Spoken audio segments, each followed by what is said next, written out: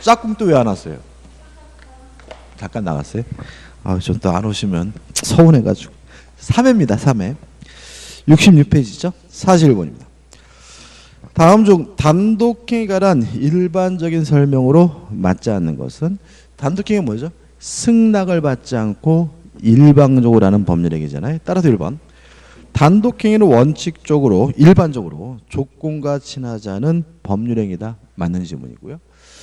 2번. 단독행위는 원칙적으로 법률에 규정이 있는 경우 허용된다. 맞죠? 이걸 우리가 단독행위 법정주의라고 하고요. 3번. 추인의 당사자가 하나의 단독행위를 하는 경우도 있다. 수인의 당사자가 하나의 단독행위를 하는 경우도 있다. 맞죠? 4번. 재단법인 설립행위는 대표적인 상대방 없는 단독행위고요. 5번이 답이죠. 증여는 계약입니다. 이 5번과 같은 지문이 나오는 이유는 증여는 꽁꼬로 주는 거니까 자꾸 일방적으로 할 거라는 착각을 불러일으켜요. 그래서 증여는 계약이라는 거 꼭 기억해 두시고, 결국은 1, 2, 3, 4번이 5번 지문에 대한 일종의 뭐가 되죠? 함정이 되는 거다. 증여는 계약이라는 거 잊지 마시기 바랍니다. 42번입니다. 법률행위 해석에 대한 다음 기술 중 틀린 것은, 자, 법률행위 해석하는 이유는 법률행위의 효과를 결정하기 위한 거고요. 법률의 효과는 의사표시에 의해서 결정되니까 1번. 법률행위는 의사표시로 구성되어 있으므로 법률행위 해석은 의사표시만의 해석으로 충분하다. 맞는 질문이고요. 요 만자가 들어갔더라도 맞는 거니까 조심하셔야 되겠죠. 그 다음에 2번인데, 자, 원칙이 규범적 해석입니다. 원칙이 규범적 해석이니까 법률행위 해석은 표시행위의 객관적 의미를 탐구하는 거다. 그럼 맞는 거지만, 예외가 자연적 해석이니까 법률행위 해석은 내심적 효과 의사를 탐구하는 거다. 그러면 X가 되는 거죠. 따라서 2번 보시면, 법률행위 해석은 당사자의 내심적 효과 의사를 확정하는 것을 원칙으로 하고, 다른 말로 하면 자연적 해석을 원칙이라고 하고, 가상의 의사, 표시상의 효과 의사를 확정하는 것은 예외로 허용된다. X이죠. 다시 말하면 규범적 해석이 원칙이죠. 답은 2번입니다. 3번. 법률의 해석이 특히 문제되는 것은 의사 표시가 일치하지 않아서, 제가 설명드릴 때 의사는 계집인데 표시는 집을 팔겠다 이런 경우잖아요. 표의자 의사와 상대방의 의사가 일치하지 않는 경우고요. 그 다음 4번. 의사주의는 뭐와 연결되죠? 자연적 해석과 연결되고요. 5번. 표시주의는 규범적 해석과 연결되거든요. 따라서 4번. 의사주의 이론에 의하면 법률행위 해석은 표의자의 진위, 즉 내심의 효과사를 확정하는 것이다. 맞는 질문이고요. 5번. 표시주의 이론에 의하면 법률행위 해석은 표시행위와 표시행위의 객관적 의미를 밝히는 것이다. 맞는 질문이에요. 따라 답은 2번이 됩니다. 어디 갔다 오셨어요, 두 분? 커피 사오신다요? 저는 또 안 오셔가지고 오늘 동맹 휴학하셨나. 수강생의 반이 결석을 해서 충격받았어요. 43번입니다. 반사의 질서 또는 불공정한 법률에 관한 설명으로 옳지 않은 것은 1번.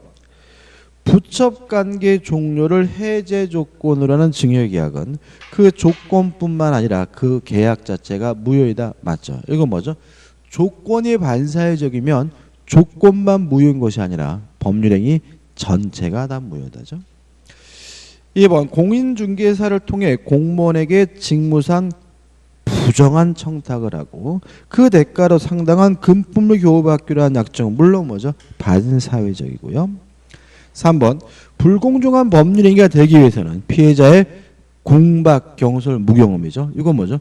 궁박 또는 경솔 또는 무경험이니까 셋 중에 하나만 있으면 되니까 어느 하나만 있으면 되고 그 모두가 있어야 할 필요는 없다. 맞는 질문이죠.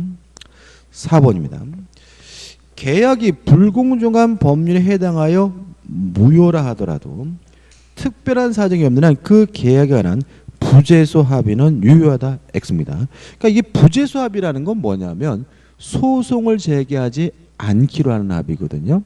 물론 전제가 뭐냐면 불공정한 법률행위거든요. 그러니까 불공정한 법률행위에 해당한더라도 소송으로 다툴 수 없다. 이런 취지가 되는데 불공정한 법률에 관한 민법 규정은 강행 규정입니다. 따라서 특약으로도 뭐 할 수 없어요? 배제할 수가 없기 때문에 만약에 소송을 제기하지 못한다. 이런 부재소합의는 무효가 되기 때문에 답은 4번이 되는 거죠. 5번 법률행위 내용이 반사회적인 것이 아니지만 반사회적 조건이 붙어 반사회적 성질을 띠게 되면 그 법률은 무효이다. 맞죠? 그래서 수업 시간에 많이 했던 것이 내가 너에게 1억을 주겠다라는 것 자체는 반사회적이지 않지만 만약에 조건이 갑을 살해하면 1억을 주겠다라고 했다면 조건만 반사회적이라는 이유로 무효가 되는 것이 아니라 1억을 주기라는 것도 뭐가 돼요? 무효가 된다. 그래서 5번도 맞는 질문이고 답은 4번이네요. 44번입니다. 통정허위 표시 무효를 이유로 대항할 수 없는 제3자가 될 수 있는 자를 모두 고른 거죠. 자, 통정허위 표시의 제3자는 누구냐면은 당사자하고 포괄승계인, 상속받은 사람이죠. 포괄승계인을 제외한 사람 중에서 새롭게 이해 관계가 있는 사람이 뭐죠? 제3자잖아요. 따라서 포괄승계인 상속인은 뭐가 될 수 없죠? 제3자가 될 수 없고요. 또 새로워야 됩니다. 새로워야 되기 때문에 통정허위 표시 후에 이해관계를 가진 사람은 제3자지만 통정허위 표시 전에 이해관계를 가진 사람은 새롭지 않기 때문에 뭐가 아니죠? 제3자가 아니고요. 그 다음에 이해관계가 있으려면 완전한 권리를 취득해야 돼요.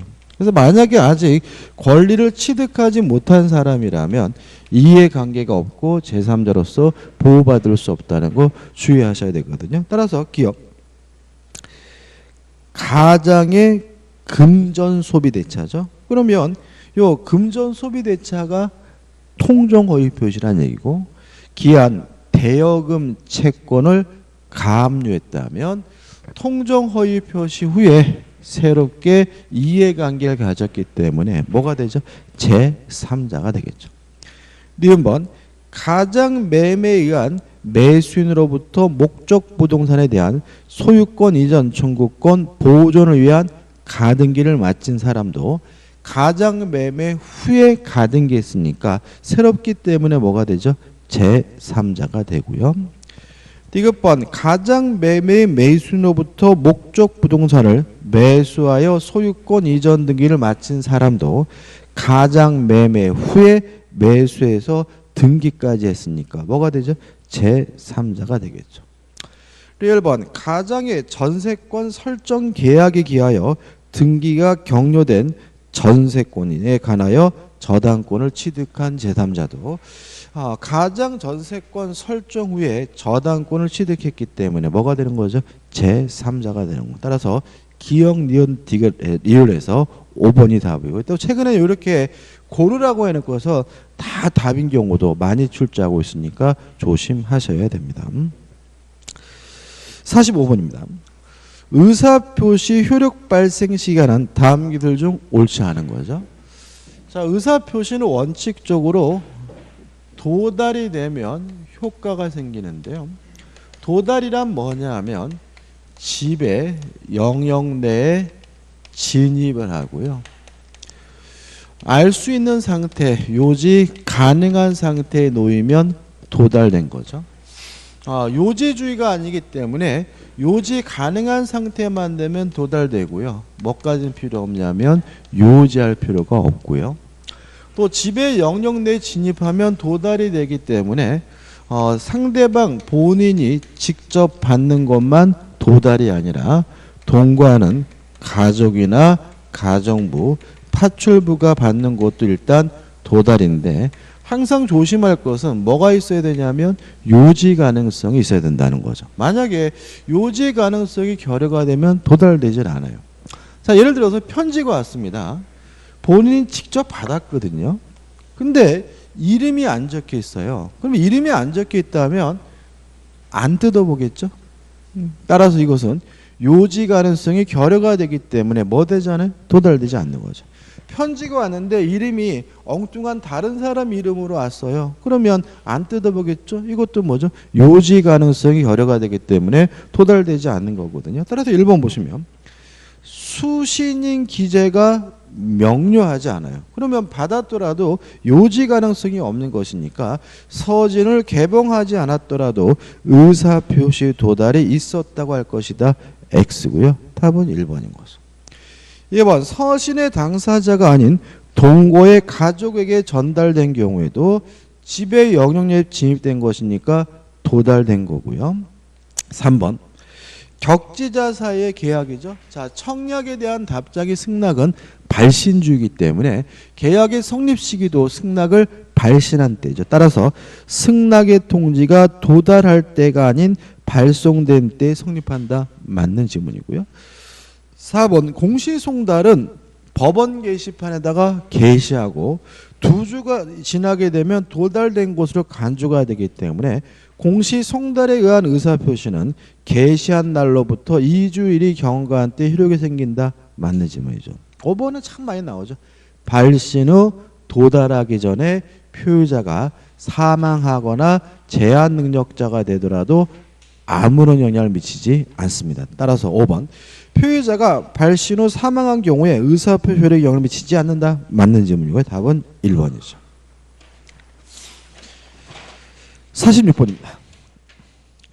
대리에 관한 설명 중 가장 옳지 않은 것은 1번 대리 행위는 본인을 위한 것임을 표시하여야 함이 원칙이죠.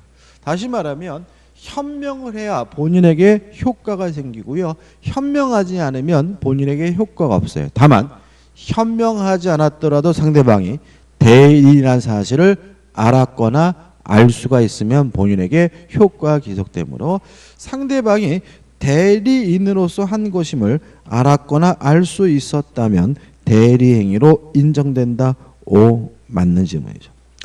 2번 수동대리죠. 자, 수동대리는 누가 의사표시라는 거죠? 상대방이요. 그러면 현명도 누가 해야 돼요? 상대방 측에서 해야 되는 거죠. 따라서 2번 수동대리 경우에도 본인을 위한 것임을 표시하여 하나 이를 표시하여 하는 사람은 의사표시를 수령하는 대리인이 아니라 의사표시라는 상대방이다. 오, 맞는 질문이죠. 그 다음에 현명주의 예외로서 현명하지 않아도 되는 경우가 있죠. 상행위와 그 다음에 부부간에 일상, 가사, 대리권을 행사할 때는 굳이 뭐 할 필요 없냐면 현명할 필요가 없어요. 따라서 3번 상행위의 경우에는 현명주의가 적용되지 않는다. 오, 맞는 질문이죠. 5번부터 볼게요. 5번. 자, 대리는 뭐 하냐면 타인을 위하여 스스로 의사를 결정하고요. 의사를 상대방에게 표시함으로써 본인이 위하여 법률행위를 해주는 사람이 대리인이죠. 따라서 궁박을 제외한 나머지 모든 것들은 다 누구만 가지고 따집니까? 대리인만을 가지고 따지는 거잖아요. 5번. 대리에 의한 법률행위 경우에 의사표시 하자 또는 어느 사정을 알았거나 과실로 알지 못한 것이나 영향을 받을 경우 그 사실의 의무는 대리인을 기준으로 결정한다. 맞는 질문이고요. 다시 말씀드리면 궁박만 본인, 궁박을 제외한 나머지 모든 것들은 대리인을 기준으로 결정합니다. 답은 4번이죠. 자, 이런 문제죠. 갑이 본인이고 을이 대리권이 없는 무권 대리인이요. 무권 대리인 을이 병가 만나가지고 매매 계약을 하면 요 매매 계약 효과가 본인에게 기속되려면 을에게 뭐가 있어야 되죠? 대리권이 있어야 되겠죠. 대리권이 없다면 본인에게는 아무런 효과가 없는 것이 원칙이죠. 그러면 상대방은 어떻게 하느냐? 원칙적으로 본인에게 책임을 물을 수 없고 무권 대리를 한 을에게 이행을 청구하거나 아니면 손해배상을 청구할 수가 있죠. 다시 말하면 무권 대리인과 거래한 상대방은 이행을 청구하거나 손해배상을 청구하거나 둘 중에 하나를 선택할 수가 있으므로 4번. 대리권 없이 대리를 행위를 함으로써 본인에게 그 효과가 발생하지 않은 경우에는 대리인으로서는 불법 행위자로서 손해배상 책임을 지는 경우가 있을 뿐이다. X죠. 손해배상을 해주는 경우도 있고 이행을 해줘야 되는 경우도 있는 거죠. 누가 선택합니까? 상대방의 선택에 따라서 이행해주지 않고 손해배상만 해주면 된다는 취지의 답이기 때문에 X가 되고요. 답은 4번이 되는 거죠. 47번입니다. 대리권 없는 을이 갑의 이름으로 갑의 부동산을 병에게 매도하여 소유권 이전 등기를 해주었다. 그 을이 갑을 단독 상속한 경우에 관한 설명으로 틀린 거죠. 일단 1번. 갑병 사이의 매매 계약은 무효이다. 자, 을이 대리권도 없이 병과 매매 계약을 했을 때 갑에게 아무런 효과가 없다라는 말은 갑병 간의 매매 계약이 일단은 뭐죠? 무효란 얘기죠. 본인이 뭐 하기 전까지? 추인하기 전까지. 따라서 1번은 뭐죠? 맞는 질문이죠. 2번입니다. 자, 이건 어떤 문제냐면, 자, 이 문제에서 특징은 뭐냐면 갑이 아버지고요, 을이 아들이란 말이죠. 그리고 문제에서 갑이 돌아가셔서 을로 뭐가 이루어졌어요? 상속이 이루어졌다고 했거든요. 그러면 을은 무권 대리인이기도 하고 본인이기도 하지만 본인의 법적 주의를 근거로 해서 무효임을 뭐 할 수 없어요? 주장할 수가 없죠. 본인의 법적 주의를 이유로 해서 추인을 뭐 할 수 없어요?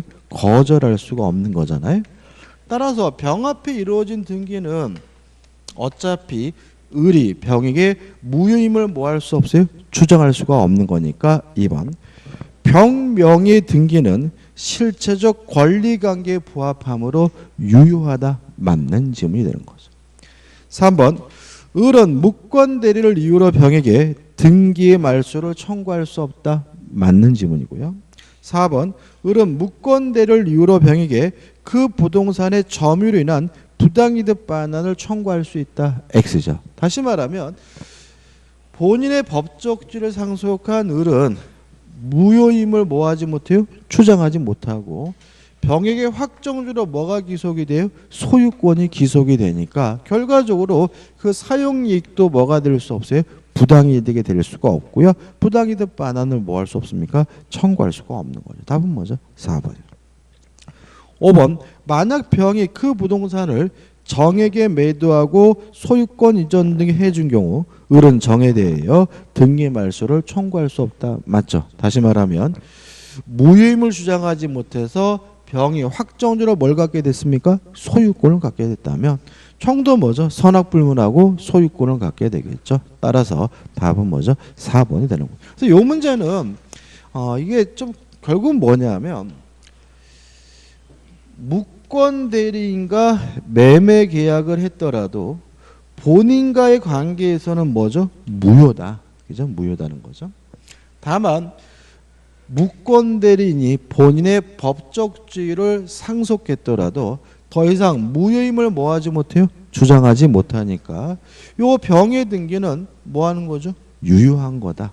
따라서 을은 병에게 말소 등기도 청구할 수 없고 부당이득 반환도 뭐 하지 못해요? 청구하지 못한다. 그런 취지가 되는 거죠. 48번입니다. 선의의 제3자에게 대항할 수 없는 경우를 모두 표시한 거죠. 자, 한번 생각해 볼까요? 무효는 원칙이 뭐죠? 절대적 무효죠. 따라서 제3자는 선이라 하더라도 뭐 하지 못해요? 보호하지 못하죠. 다만 예외적으로 선의 제3자를 보호하는 상대적 무효가 있는데 의외로 많지 않죠. 두 가지밖에 없어요. 뭐죠? 지인이 아닌 의사표시가 무효인 경우와 통정허위 표시가 무효인 경우 두 가지밖에 없어요. 따라서 두 가지를 제외한 나머지 모든 무효는 제3자가 선이라 하더라도 뭐 하지 않습니까? 보호하지 않는 거죠. 그 다음에 취소의 경우에는 원칙적으로 상대적 무효, 취소죠. 따라서 제3자가 선이면 취소의 경우에는 원칙적으로 뭐가 돼요? 보호가 되는데 다만 예외적으로 제한 능력을 이유로 취소한 경우에는 제3자가 보호되지 않는다. 절대적 취소인 거죠. 이것도 정리 안 해두시면 또 은근히 또 잘 들리시니까 조심하셔야 되겠죠. 자, 그럼 1번 기억.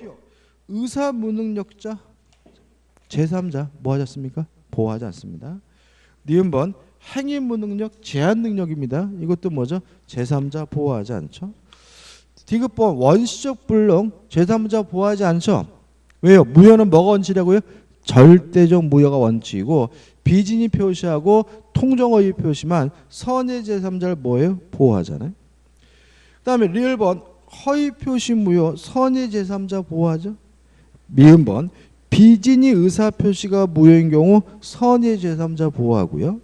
비읍범 사기나 강박에 의한 취소 취소는 원칙이 뭐죠? 상대적 취소죠. 따라 답은 뭐죠? 4번이 되는 거죠. 실제로 우리 민법에서 제3자가 선이라고 보호되는 것은 요 리을 미음 비읍밖에 없는 거예요. 하나 더 한다면 뭐죠? 착오. 그죠? 착오에 의한 의사 표시 포함되면 뭐죠? 제3자가 선인 경우 보호되는 경우죠. 답은 4번입니다. 49번입니다. 기한의 이익에 관한 설명으로 옳은 것은 1번. 자, 기한의 이익은 무상이면 채무자만 기한의 이익이 있고요.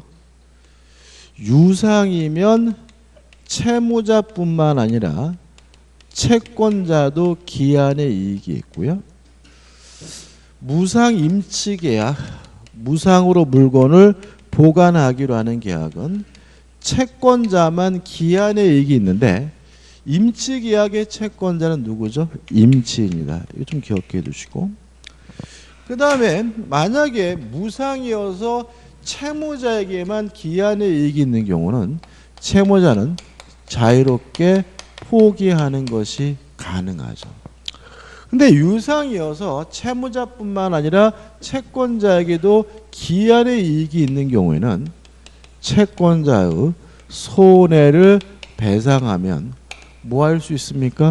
포기하는 것이 가능하거든요.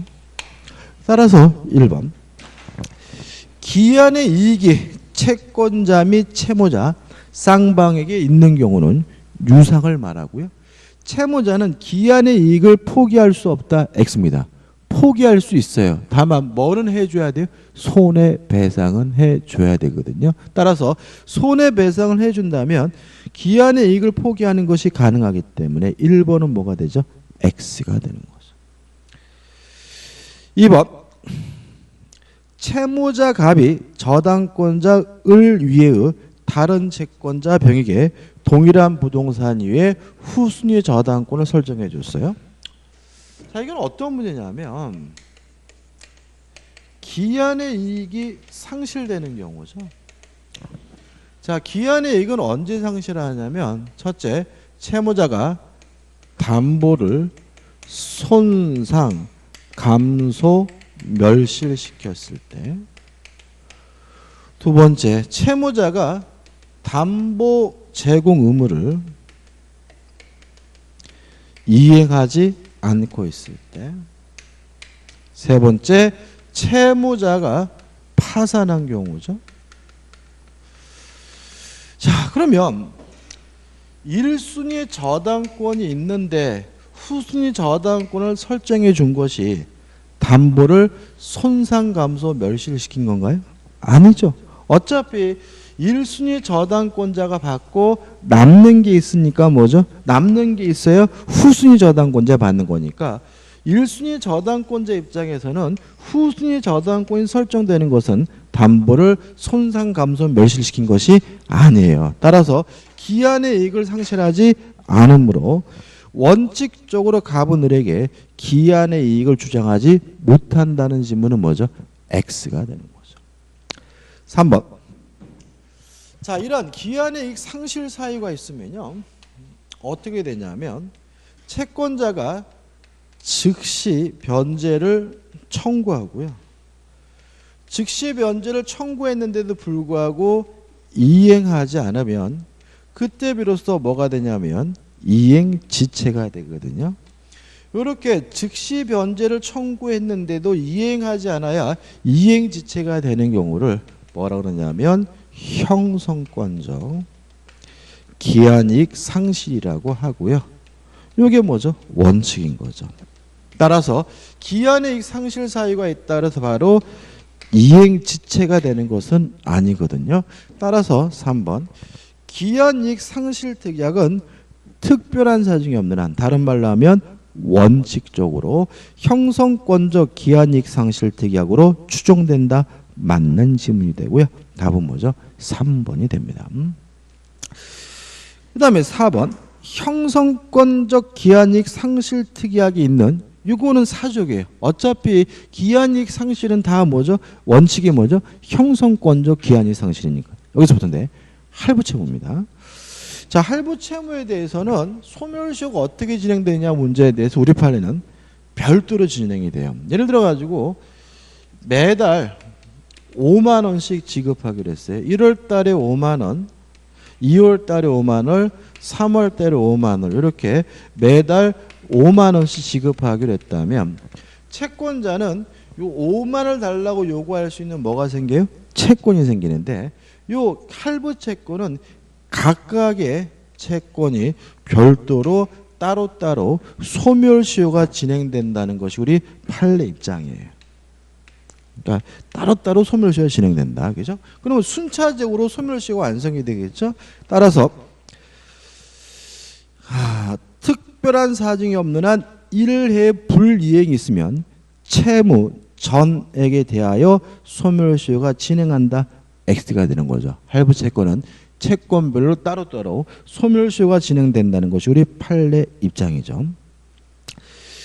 5번 정지조건부 기한이익 상실 특약이 있는 경우에 그 특약에 정한 기한이익 상실 사유가 발생했어요. 자, 이건 어떤 문제냐면 형성권적 기한이익 상실 사유는 즉시 변제를 청구해 비로소 이행지체가 되는데, 정지조건부 기한이익 상실 사유는 그러한 사유가 발생하는 순간 바로 뭐가 되냐면 이행지체가 되거든요. 따라서 채권자의 의사표시가 없다면 특별한 사정이 없는 한 이행기의 도래 효과가 발생하지 않는다는 질문은 뭐죠? X가 되고요. 요 5번이 맞으려면 주어가 정지조건부 기한이익 상실이 아니라 뭐로 바뀌면 되죠? 형성권적 기한이익 상실 특약으로 바뀌어야 맞는 지문이 됩니다. 답은 3번이죠. 50번입니다. 물권적 청구권에 관한 설명 중 맞는 것은? 자, 물권적 청구권 하면 첫째, 주체, 물권자에 이어야 하죠. 왜요? 물권적 청구권은 물권으로부터 발생하는 청구권이니까요. 두 번째, 상대방은 누구를 말하냐면 점유자를 말하고요. 점유하고 있다면 그 점유자는 직간접을 불문하고, 점유하고 있다면 그 사람에게 아무런 고의도 과실도 필요하지 않는 거죠. 뭐 어떻게 보면 가장 기본적인 내용이거든요. 따라서 1번 물권적 충고권은 간접 점유자에 대해서는 행사할 수 없다. X. 점유자라면 직간접을 불문하죠. 2번 물권적 충고권은 침해자의 고의 과실을 유하지 않는다. 5죠. 답은 2번이고 3번 물권적 충고권은 침해의 염려가 있을 때는 발생하지 않는다. X죠. 자, 침해 염려가 있을 때 하는 걸 뭐라 그러죠? 예방 청구권이라고 하죠. 4번 물권적 충고권 하나의 독립된 권리이므로 독립하여 양도할 수 있다. X죠. 물권과 물권 청구권은 절대로 뭐 할 수 없습니까? 분리될 수가 없죠. 5번 물권적 청구권은 손해배상 청구권을 포함한다. X죠. 다시 말하면 침해자에게 만약에 고의과실이 있다면 물권적 청구권도 행사하고 별도로 무엇도요? 손해배상도 청구하는 거죠. 따라서 답은 2번이네요. 51번입니다. 등기 추정력에 관한 설명으로 옳은 것인데 참 이게 참 잘 내는 것 같아요. 자, 예를 들어서 저당권을 취득하려면 뭘 해야 되죠? 등기를 해야죠. 근데 이 등기가 불법으로 말소됐어요. 그러니까 말소가 불법이란 얘기니까 이 저당권은 뭐 되지 않고 있는 거죠? 소멸되지 않고 있는 거고요. 따라서 여전히 말소 회복 등기를 청구할 수가 있는 거잖아요. 다시 말하면 불법으로 말소가 됐다 그래서 물건이 뭐 되는 건 아니에요? 소멸되는 건 아니에요. 1번 원인 없이 부적법 말소된 등기는 권리 소멸의 추정력이 인정되지 않는다. 맞아요. 왜냐하면 부적법하게 말소됐다는 말은 불법으로 말소가 됐다는 말은 권리가 뭐 되지 않아요? 소멸되지 않는 것이니까 소멸의 추정력이 인정되지 않는다. 맞는 지문이 되는 거죠. 답은 뭐죠? 1번입니다. 나머지 것들. 자, 등기라고 있으면 자, 이런 얘기죠. 갑이 을과 만나가지고 매매 계약을 하고 갑이 을에게 이전 등기를 해주면 을은 적법한 권리자임을 추정을 받죠. 또 등기 원인의 적법도 추정이 되고 등기 절차의 적법도 추정이 되기 때문에 스스로 뭐 할 필요 없습니까? 입증할 필요가 없다. 누구한테? 제3자에게도 입증할 필요가 없고 전 권리자인 갑에게도 뭐 할 필요가 없는 거죠? 입증할 필요가 없는 거죠. 2번. 등기 부상 물권 변동의 당사자 사이에는 등기 추정력이 원형될 수 없다. X죠. 당사자 갑과 을 간에도 뭐죠? 추정력이 인정이 되므로 을은 갑에게도 스스로 뭐 할 필요 없어요? 입증할 필요가 없는 거니까 2번은 X죠. 3번입니다. 자, 점유하고 있다는 이유로 적법한 권리자임을 추정되는 것은 동산에 하나죠. 왜냐하면 부동산의 경우에는 누가 적법한 권리자임을 추정받습니까? 등기하고 있는 사람이 적법한 권리자임을 추정받으니까. 따라서 3번 등기된 부동산에 관하여도 점유 추정력이 인정된다. X가 되는 거죠. 그 다음 이러한 추정력이 깨지는 경우가 있습니다. 어떻게 보면 깨지는 경우가 중요하겠죠. 첫째, 반증이 있으면 반대의 입증이 존재하면 추정이 뭐가 돼요? 깨지고. 두 번째, 사망한 사람, 사자죠.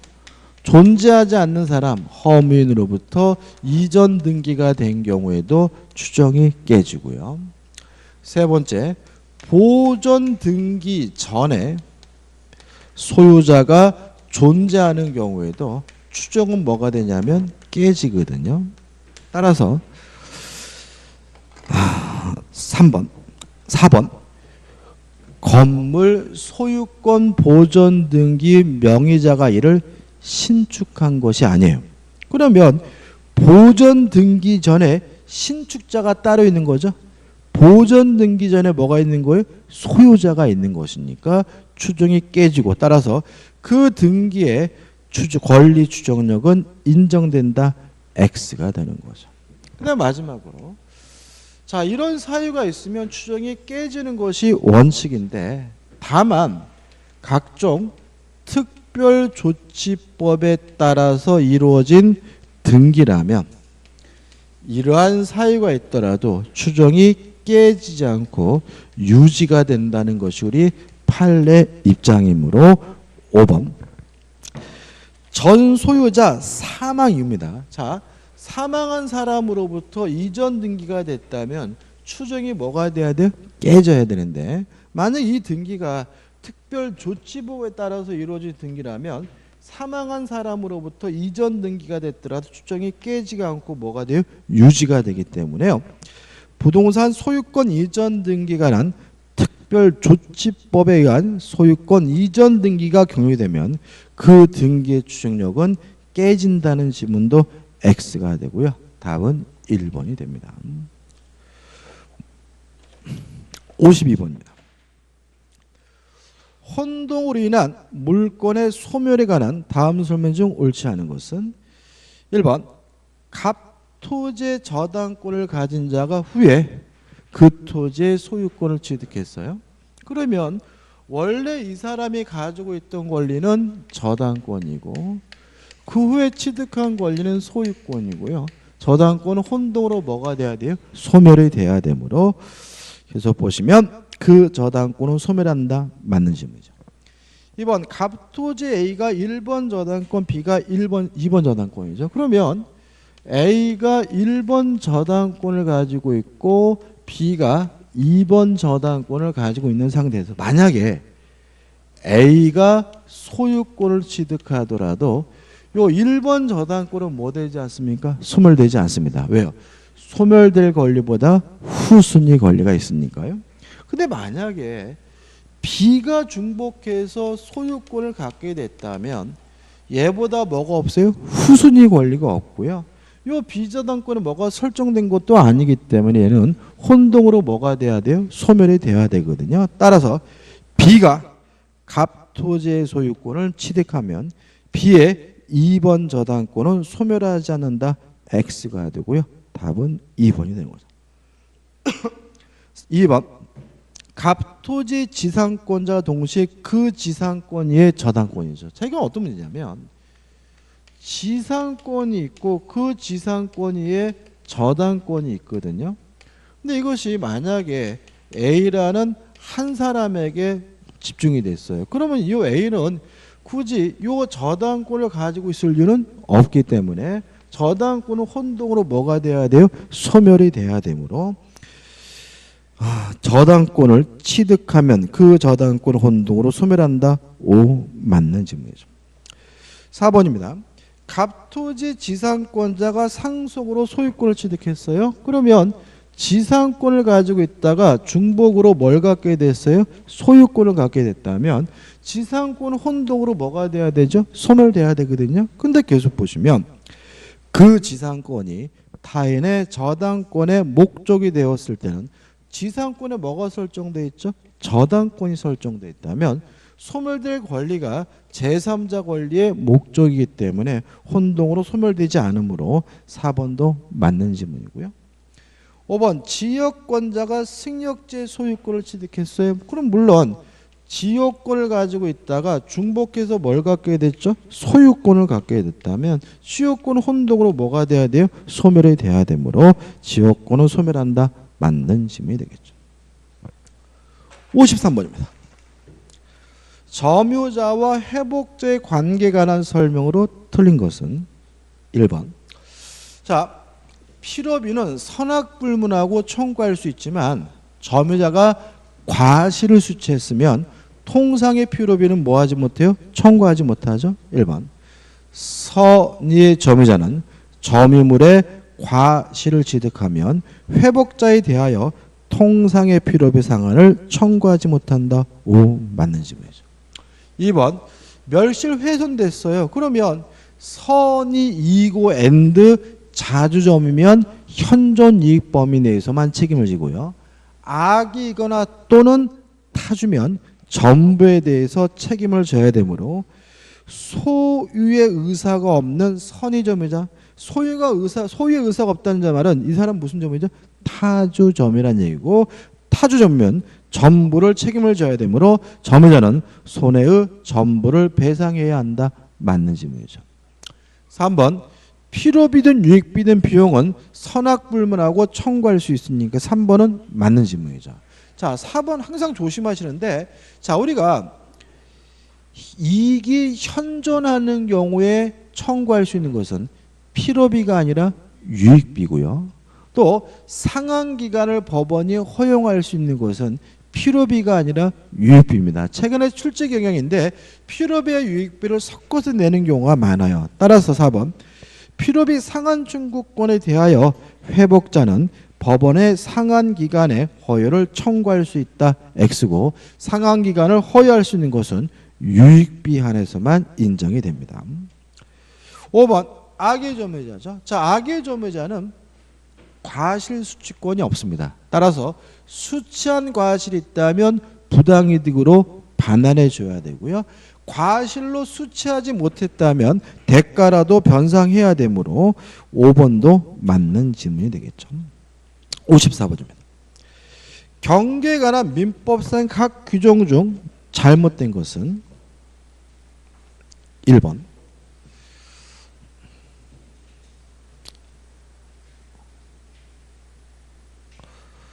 답이 지금 몇 번 돼 있어요? 1번이 답이죠? 몇 번은 54번에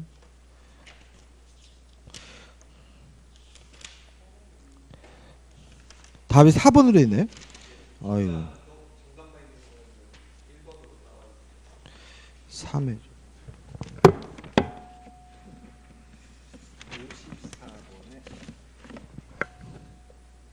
5번으로 되어 있는 답이요. 답이 잘못된 거죠. 5번이 아니라 뭐죠? 1번입니다. 그죠? 설명은 54번에 설명은 잘 되어 있습니다. 그죠? 답은 뭐죠? 5번이 아니라 1번으로 수정해 주시기 바라요. 또 편집까지 또 잘못된 것 같은데요. 54번의 답은 5번이 아니라 1번이 답이고 해설은 잘 되어 있습니다. 자, 1번은 뭐죠? 경계에다가 담을 설치하려고 해요. 설치 비용은 반씩 부담하고 측량 비용은 면적의 비율로 지정하나요? 따라서 1번 임접지 소유자들은 공동 비용으로 경계포나 담을 설치할 수 있는데 소요되는 측량 비용 등을 포함한 모든 비용은 쌍방이 절반씩 부담한다. X. 측량 비용은 반씩 부담하는 것이 아니라 면적의 비율로 부담하기 때문에 1번이 X고 1번이 답입니다. 정답을 5번에서 1번으로 수정해 주시기 바랍니다. 2번 특수시설은 하고 싶은 사람이 하는 거잖아요. 따라서 2번 인접 소유자가 자기의 비용으로 담을 설치할 경우 그 높이는 통상보다 높게 할 수 있다. 맞는 질문이고요. 3번 옆집에서 나무 가지가 넘어온 경우에는 제거해달라고 청구하고 응하지 않으면 그때 제거할 수가 있으니까 3번도 맞는 질문이고요. 4번 옆집에서 나무 뿌리가 넘어오는 경우는 발견하는 즉시 바로 뭐 할 수 있어요? 잘라버릴 수가 있으니까 4번도 뭐죠? 맞는 질문이죠. 5번입니다. 자, 경계로부터 건축을 하려면 반 미터 이상 거리를 둬야 돼요. 근데 만약에 위반하게 되면 건물의 철거 및 손해배상을 청구할 수가 있습니다. 다만 공사 착수 후 1년이 경과됐거나 건물이 완성된 경우에는 철거는 청구하지 못하고 손해배상만을 청구할 수가 있기 때문에 5번도 뭐죠? 정확히 맞는 질문이고 꼭 기억해 두셔야죠. 답은 1번이고요. 자, 좀 쉬었다가 55분부터 보도록 하겠습니다.